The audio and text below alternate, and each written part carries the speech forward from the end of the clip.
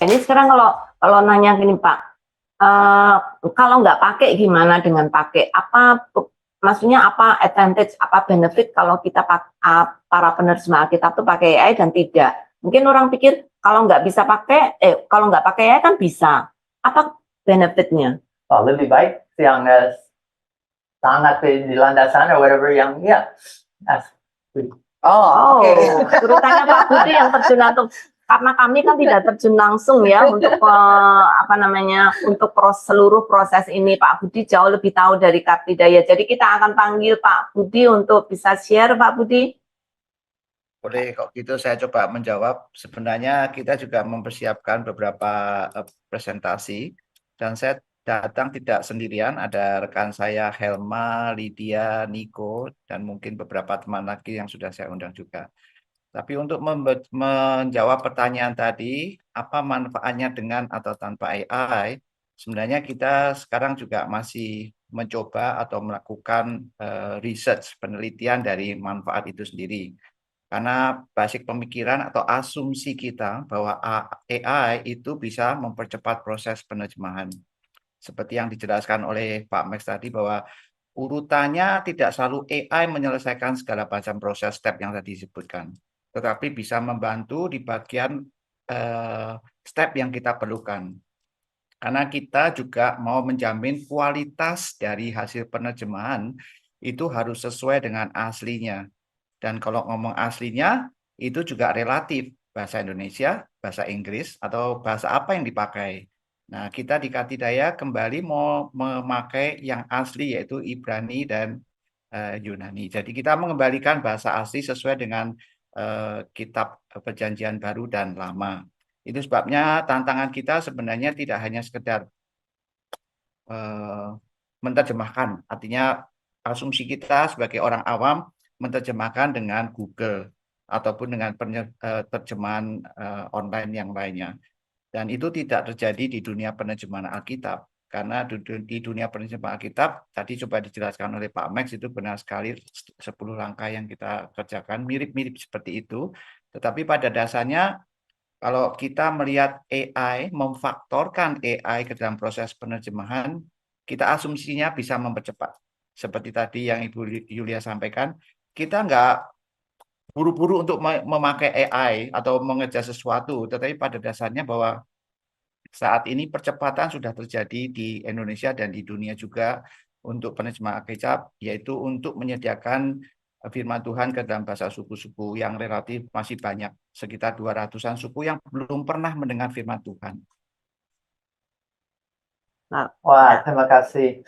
Dan ya, betul. Harapan bisa lebih cepat, harapan itu bisa lebih accurate, dan harapan itu akan juga bisa scaling. Kalau saya sudah terjemah satu bahasa, ada seperti software adapted atau Flex yang bisa menolong kalau bahasanya mirip untuk melatih berdasar bahasa yang sudah ada kepada bahasa yang belum ada. Dan untuk AI sangat sulit tugasnya kepada bahasa kecil. Itu bahasa seperti English, large language model punya large data. Tetapi untuk yang bahasa kecil, seperti frase no language left behind, perlu AI yang lain, teknik yang lain, cara yang lain. And itu alasan ada NLP, Natural Language Processing Teams, dari SIL yang coba bikin alat-alat. Ada juga sesuatu daripada Global Initiative nama CLEAR.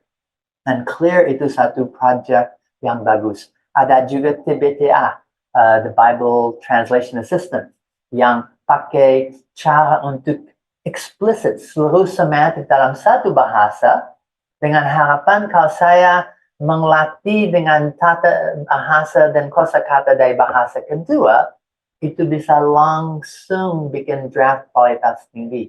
Dan seperti Pak Budi bilang, hampir lebih baik itu proses untuk bisa checking. Dan khusus untuk checking, Sabda pun sudah pengalaman sebagai konsultan dan untuk dampingi proses terjemahan, tapi bisa bikin interlinearisasi saat project jalan. Berarti setiap kata Yunani, Ibrani ditanggungjawabkan. Tidak hanya ini terjemahan bahasa Indonesia ke bahasa suku, tetapi bisa mengkaitkan kembali daripada suku Indonesia, asli Yunani Ibrani, English dan resources yang lain, dan kemampuan untuk AI sangat tinggi untuk semua yang bahasa. Lebih lagi untuk bahasa asli Yunani Ibrani. Nanti di akhir presentasi ini akan lihat satu Alkitab GPT. Seperti mini OpenAI GPT yang berdasar Alkitab yang actually dilatih untuk bisa mengkaitkan bahasa Indonesia, English, Yunani, dan Jawa saat yang sama. Itu sangat akan menarik. Selain itu, ada berapa banyak project. Dan seperti saya bilang saat ini di Indonesia, dan Pak Budi bilang, banyak bahasa, dan ada 20-an bahasa, mungkin hampir 50-an project yang sudah dimulai untuk terjemahan. Ada yang pakai cluster sekaligus kalau bisa 5 atau 6 bahasa dan pakai cara yang sama, alat-alat yang sama, and AI and consultant and even scripture engagement specialist bersama bisa bikin proses terjemahan yang lebih baik. Lagi, AI adalah motor untuk cara baru, analisa, mengerti bahasa linguistik, cara baru untuk terjemah drafting, bahasa, lebih lagi untuk quality control dan checking. Itu menolong, tak hanya itu, tetap ini sedikit lucu, tapi consistency. AI pintar untuk tahu kalau ada kata Maria, harusnya di ayat-ayat apa.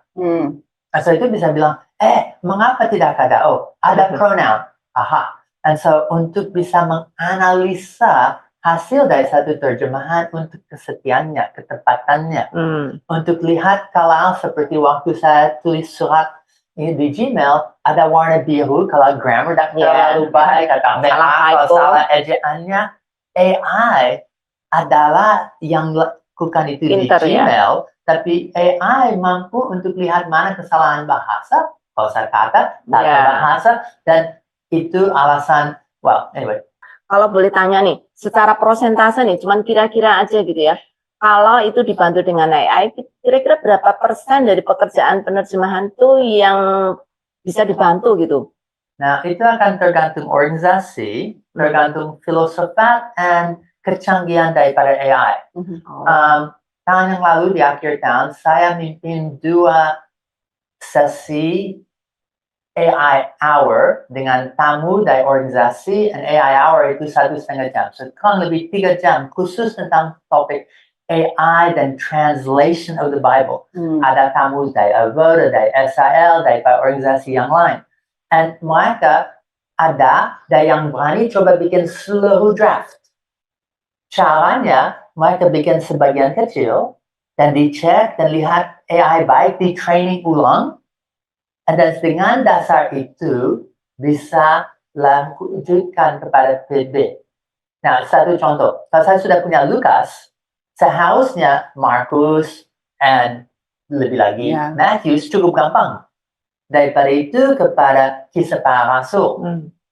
Dari itu kepada surat-surat. Dan so kalau saya terus-menerus training AI saya, itu bikin draft pertama, tim yang edit dengan baik-baik, hasil dari edit dilatih lagi, dan tak hanya tim terjemahan tambah pintar, tapi AI tambah pintar. Satu cara yang lain yang actually sangat menarik saat ini, kalau bahasa sudah punya PB. Maksudnya Alkitab sudah ada PB-nya. Ada PB-nya, tapi belum ada perjanjian lama. Apakah bisa pakai seluruh perjanjian baru untuk melatih AI belajar bahasa itu sebagai dasar untuk terjemah yang PL? Nah, ini teman-teman yang di rumah yang mungkin belum tahu banyak tentang AI. AI itu machine learning, jadi bisa belajar. Nah, itu yang dibilang artificial intelligence ya Pak.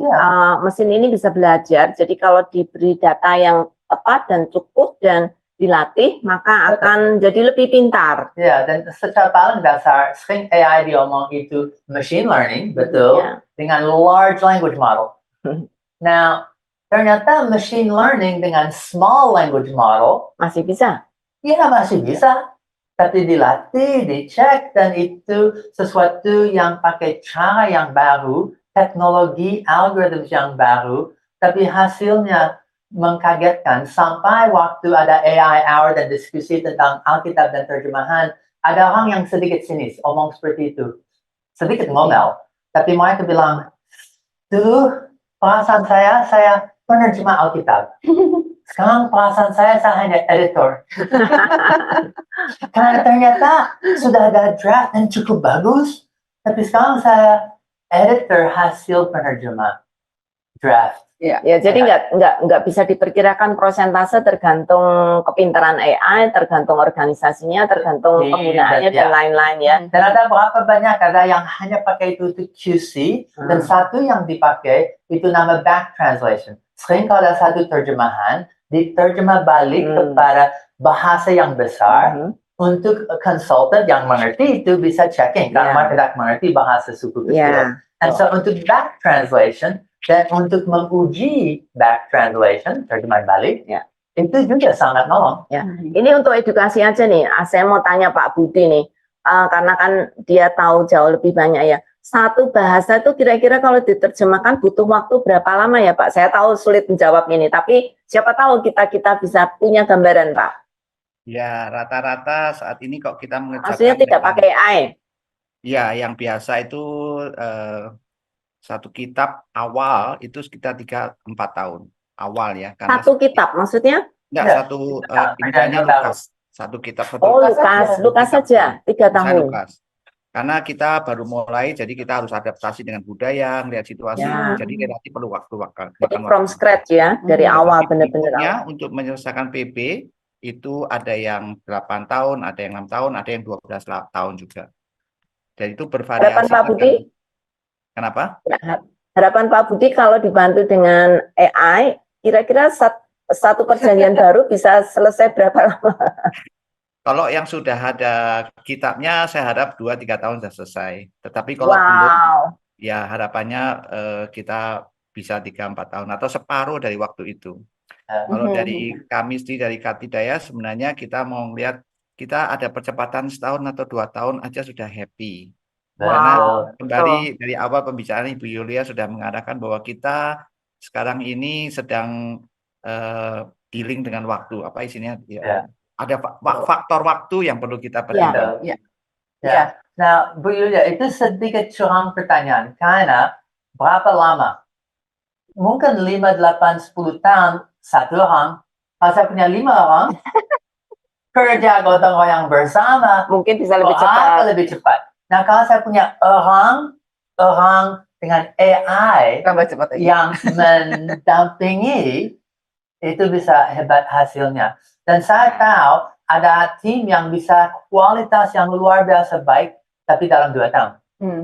Seluruh perjanjian baru. Ya, seluruh satu perjanjian baru bisa dalam 2 tahun dengan yang paling canggih, dan ujinya hasil sebaik yang tidak. Tapi seperti Pak Budi bilang, berapa penting ada hanya satu Injil Lukas. Karena itu tidak harus selesai seluruh Alkitab, tapi sudah bisa mulai. Dan topik yang berikut, multiplikasi film Yesus, multiplikasi ilmu audio, dan itu bisa dipakai dengan berapa banyak cara. Tapi saya sedang bocor yang tahap yang penting sudah mulai, dan dari apa yang ada, AI bisa dampingi proses sesuai dengan langkahnya.